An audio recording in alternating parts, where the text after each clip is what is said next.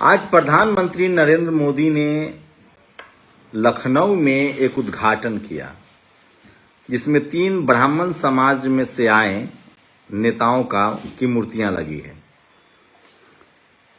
नाम है उनका अटल बिहारी वाजपेयी, उसके बाद मुखर्जी हैं जो बीजेपी के कैबिनेट में मंत्री भी रहे नेहरू जी के साथ, श्यामा प्रसाद मुखर्जी, और उसके बाद दीनदयाल उपाध्याय। इन तीनों की मूर्तियां लगी है। खबर ये है, सब लोग लिख रहे हैं कि इस पर कोई सवाल क्यों नहीं उठा। जैसे मायावती जब मूर्ति बनवा रही थी तो बहुत सवाल उठे थे, लेकिन इस पर सवाल नहीं उठा। लेकिन ख्याल दूसरा है। 2 दिन पहले अभी ब्राह्मण समाज के लगभग 40 से ज्यादा विधायकों ने योगी आदित्यनाथ के खिलाफ बैठक की थी। जो यूपी के अध्यक्ष बनाए गए हैं वो कुर्मी समाज से हैं। वो कहा जा रहा है कि प्रधानमंत्री नरेंद्र मोदी की पसंद है, और वो भी आज दिल्ली में उन्होंने प्रधानमंत्री से मुलाकात की। बिहार के नितिन नवीन, जिनको कि राष्ट्रीय उपाध्यक्ष बनाया गया, जो बीजेपी के अगले अध्यक्ष हो सकते हैं, वो भी पसंद बताए जा रहे हैं अमित शाह और नरेंद्र मोदी के। तो सवाल है कि आरएसएस और बीजेपी के बीच पक क्या रहा है। क्या आरएसएस और बीजेपी में 36 का आंकड़ा है? आरएसएस का मतलब मोहन भागवत, आरएसएस संघ, और बीजेपी का मतलब नरेंद्र मोदी। बीजेपी का नरेंद्र मोदी का बीजेपी पर पकड़ तो है। सोचिए, नरेंद्र मोदी जब 240 के हुए थे, 240 पर उनका आंकड़ा अटक गया था कांटा, तो आरएसएस ने शिकंजा कसना शुरू कर दिया था। और शिकंजा था कि या तो आप प्रधानमंत्री रहिए तो अध्यक्ष पद छोड़ दीजिए, या अगर अध्यक्ष पद लेना है तो प्रधानमंत्री छोड़ दीजिए। जेपी नड्डा प्रधानमंत्री के आदमी माने जाते हैं। खैर, मैं एक बात तो सही कह रहा हूं कि जब तक बीजेपी प्रधानमंत्री नरेंद्र मोदी के कब्जे में तभी तक है जब तक वो जीत रहे हैं। एक हार और आरएसएस उन पर कहर बनकर टूटेगी, क्योंकि नरेंद्र मोदी ने दलित पिछड़ों के लिए और कुछ नहीं किया है। राजनीति में उनकी अपनी ही पार्टी में बहुत सारे दरवाजे उन्होंने खोल दिए हैं, और मुझे लगता है ये भी आरएसएस को नहीं पच रहा है। कम से कम इतना भी नहीं, काम कुछ नहीं है, वो सब आरएसएस बैकग्राउंड के। लेकिन आप 3 आदिवासी मुख्यमंत्री दे देंगे उड़ीसा में, छत्तीसगढ़ में। 3 आदिवासी मुख्यमंत्री हैं बीजेपी के खाते में, उड़ीसा, छत्तीसगढ़। और तो इस तरह की चीजें जब आप करेंगे, राष्ट्रपति आदिवासी दे देंगे, तो दिक्कत तो होती है। 2 उनके खाते, 3 आदिवासी मुख्यमंत्री, इसमें 2 उनके खाते में हैं। आप जब प्रदेश अध्यक्ष ओबीसी को बनाने लगेंगे, एक तो बड़ी कोशिश हुई है, उसमें भी भेदभाव तो है। जो अखिलेश यादव ने कहा था कि 7 बार के सांसद हैं चौधरी साहब, कुर्मी समाज से आते हैं, 7 बार के सांसद हैं, उनको सिर्फ यूपी का प्रदेश अध्यक्ष बनाया गया। और नितिन नवीन जो जनरल कैटेगरी से आते हैं, सिर्फ 5 बार के विधायक हैं, उनको उपाध्यक्ष बना दिया गया है। जैसे 7 बार के सांसद उनके राज्य मंत्री बनाए जाते हैं, और निर्मला सीतारमण पहली ही बार में फाइनेंस मिनिस्टर बना दी जाती हैं। गंगवार साहब को याद कीजिए, जब वो गवर्नर बनाए जा चुके हैं, कभी बहुत बड़ा मंत्रालय नहीं मिला, जबकि यूपी में बीजेपी को उन्होंने एस्टेब्लिश किया था। सवाल तो लोग ये भी पूछ रहे हैं कि आज जो पार्क बना, जिसको राष्ट्रीय प्रेरणा केंद्र दिया गया है, क्या उसमें बाबूजी उनको भी कहा जाता है? कल्याण सिंह, जिन्होंने राम मंदिर के लिए अपनी सत्ता की कुर्बानी दी, जिस पिछड़े ने बीजेपी को सींचा। विनय कटियार और उमा भारती तो खेल से बाहर हैं ही। बाबूजी की भी तस्वीर नहीं लगी। बाबूजी मतलब उनके समर्थक उनको बाबूजी कहते हैं, कल्याण सिंह। जिस कल्याण सिंह की कुर्बानी ने बीजेपी को यहां तक लाया, उनकी भी तस्वीर नहीं है। बाबा साहब अम्बेडकर और सरदार पटेल तो भूल जाइए। लेकिन ये रस्साकसी तो है। आरएसएस योगी आदित्यनाथ के साथ दिख रही है, तो बीजेपी डर से ही सही नरेंद्र मोदी के साथ है। लेकिन नरेंद्र मोदी एक ताश के पत्ते पर खड़े हैं। यह बात सच है कि वो आरएसएस को सूट नहीं कर रहे हैं। यह भी बात सच है कि उनकी जाति आरएसएस को सूट नहीं करती है। अगर आप आंकड़ों की बात करें तो आरएसएस के अब तक के सारे प्रमुख जो हैं वो ब्राह्मण समाज से होते आए हैं। एक रज्जू भैया को छोड़ के जो ठाकुर समाज से थे, लेकिन उनका कार्यकाल पूरा नहीं हुआ। और ब्राह्मण समाज में भी कोई यूपी, बिहार, मध्य प्रदेश, राजस्थान, हिंदी पट्टी का ब्राह्मण समाज का आदमी आरएसएस का प्रमुख नहीं होता है। आरएसएस के प्रमुख होते हैं कोंकणी ब्राह्मण, सारस्वत ब्राह्मण, ज्यादातर मराठी ब्राह्मण है। तो ये माना जाए कि ये जो पार्क है उसमें ब्राह्मण समाज को साधने की तो कोशिश हुई है, लेकिन उसमें हेडगेवार या गोलवरकर नहीं है।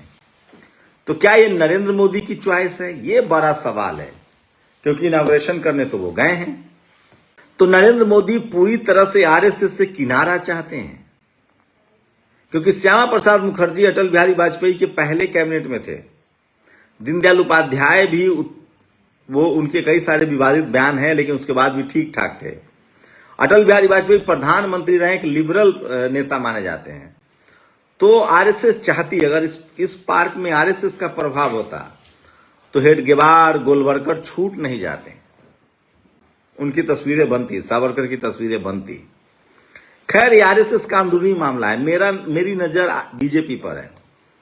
तो क्या बीजेपी पर नरेंद्र मोदी की पकड़ ढीली हो रही है? और क्या नरेंद्र मोदी को भी आरएसएस कभी न कभी सत्ता से बेदखल करना चाहती है?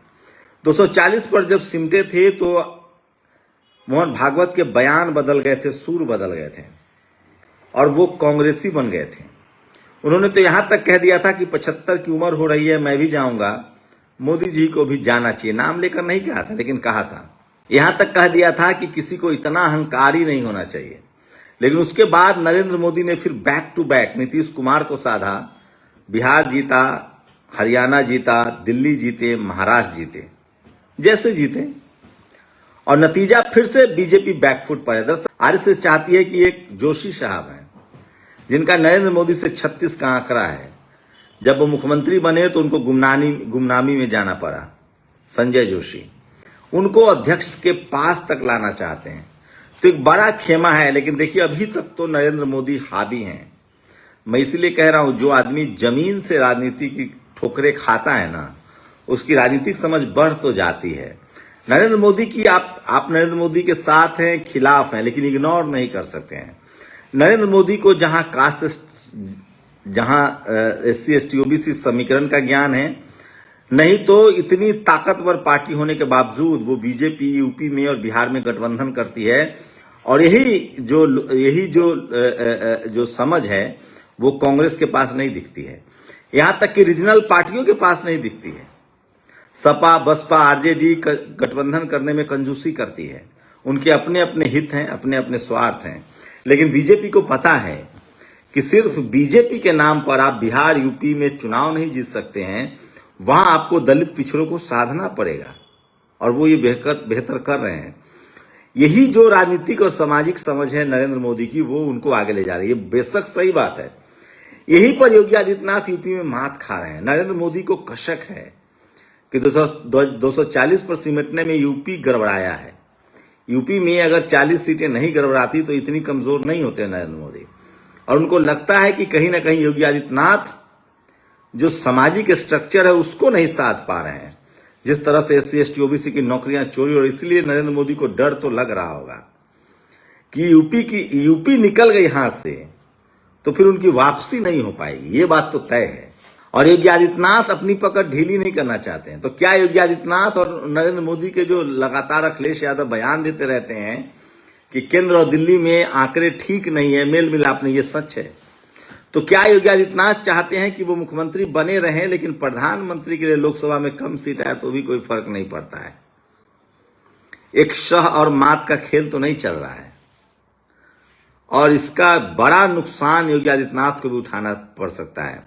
वो हिंदुओं के पोस्टर बॉय तो बनाए जा रहे हैं, लेकिन दलित, पिछड़े, किसान, आदिवासी, अल्पसंख्यकों में उतने पॉपुलर नहीं है। लगातार यूपी में जिस तरह से सीटों की चोरी हो रही है, वो सवाल उठ रहे हैं, और वो सारा ठिकरा योगी आदित्यनाथ के सर पर फोड़ा जाएगा।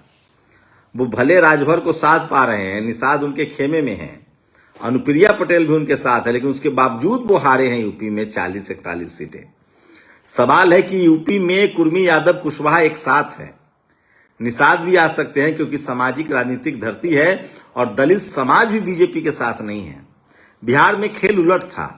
बिहार में कुर्मी, कुशवाहा जो है वो बीजेपी के साथ था, नीतीश कुमार और सम्राट चौधरी की वजह से। आरजेडी एकमात्र और कुनबा बढ़ा पाई थी, वो था IP गुप्ता का। आईपी गुप्ता की वजह से अति पिछड़ी जातियां उनके साथ आए थे, लेकिन उन्होंने मंडल पर काम नहीं किया था। दलित सेगमेंट में उनके पास कुछ नहीं था। चिराग पासवान जहां बीजेपी के साथ थे, मांझी बीजेपी के साथ थे, वहीं तमाम बड़े बड़े नेताओं को, दलित समाज से आने वाले लोगों को सतीश दास का टिकट काटना महंगा पड़ा था। और इसी का नतीजा हुआ कि शाहबाद इलाके में आरजेडी को बड़ा नुकसान उठाना पड़ा था। मैं फिर कह रहा हूं, यूपी में अभी भी वक्त है। अगर अखिलेश यादव, मायावती एक साथ आते हैं तो बीजेपी के लिए लड़ना मुश्किल, नामुमकिन हो जाएगा।